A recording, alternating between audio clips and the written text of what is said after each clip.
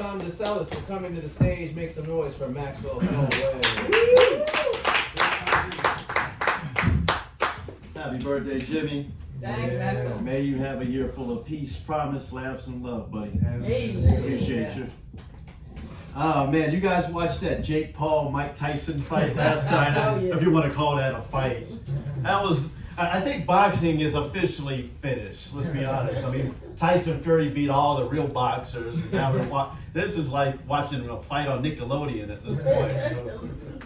That would have been more entertaining if it was Mike Tyson versus RuPaul. Can you imagine that? Mike Tyson in thigh highs and red high bottoms or whatever. And RuPaul in her wig and like cross dressers as like the ringside girls. That would have been a lot more entertaining. He probably would have won that fight in 10 seconds. Poor Michael. I like Mike Tyson, man, but you know what? I can't blame him for like taking this fight. He's just trying to make up for all that money Don King stole from him in the 80s and 90s, man. When Cus D'Amato, his real trainer, died, Don King took him. Like, if Don King was a machine, he would be an ATM machine. And he's taking all the fees. I saw a better fight outside here, like 3 in the morning. I saw 2 homeless people throwing garbage. And they both had camera phones. Like, yeah, throw that bag at me, motherfucker. I got this on video. I wanted to record it, but I was kind of scared. I didn't want to be. I know 44th Street's a mug, man. Like, I'm staying at an Airbnb right across the street from here. Oof. I'm not saying it's bad, but it feels like I'm about 2 steps away from a shelter. It is so bad. You know, it's one of those Airbnbs where like you have to share bathroom.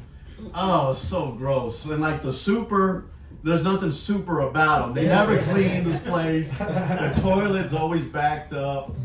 You know, like I'm basically paying $1,500 a month to live in a FEMA camp. That's what it feels like. And I got one of those small micro studios where it has the elevated bed where you have to climb up into. It's kind of, you know, every step I go is a reminder I will not get laid in this Airbnb. If I bring any girl back there, I'm going to be ashamed of her because I'm going to be ashamed of myself. You know. I love New York City. I am trying to reinvent myself here, but it hasn't been easy. I'm kind of going through the pitfalls of trying to transition from Cincinnati, Ohio to New York City. And I broke the algorithm, folks. I applied for every job in New York City and only got one response. Steve Madden. Yeah. I'm sorry, I didn't come all the way from Ohio to become the Al Bundy of 42nd Street. I'm not selling shoes. I have bigger aspirations than that. I know I was running out of jobs too to apply because it came down to oyster shucker and bungee jumping instructor. I think Indeed is trying to send me a message to go jump off a bridge. That brings me to my next point, guys.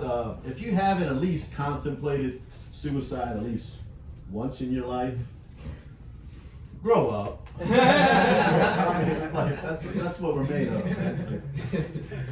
I am from Cincinnati, Ohio, and it's a small town. I love where I grew up, but it is a flyover city. And it's a flyover city because if you look out the window, you can see the low self-esteem at 30,000 feet up. We don't strive for the top where I'm from. We strive right for the middle. Everybody has 5 friends there, and it's impossible to become the 6th friend there. And all we care about is like what high school you went to. Like that's the talking point. We have like real low social skills there. You could be the most amazing person. You could be, you know, a dentist, a nurse, a doctor, a structural engineer. But if you went to Aiken High School, you're still a fucking loser. Wow, you went to public school? I am a product of the public school. So I really am. Yeah. In high school, yeah, that was the hardest 2 years of my life. But somehow I became the valedictorian of my GED class. I walked across the stage with 15 other underachievers. We all either became DoorDash drivers or Amazon warehouse workers. I went to Cincinnati State Community College. Anybody else go to community college? Yeah, community college really isn't a campus lifestyle. It's more like 13th grade. It really isn't. Like, everybody goes there, they go to the class, and they go immediately to the car and go home.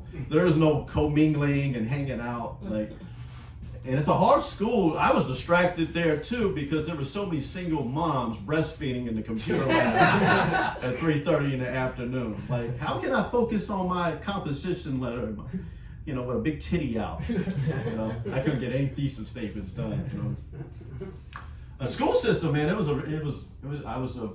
a failed experiment for me. Like, from kindergarten all the way to 11th grade, it was just uphill battle. All I wanted to do was play video games, let's be honest. Like, I wasn't searching for the meaning of life. I was searching for the Legend of Zelda.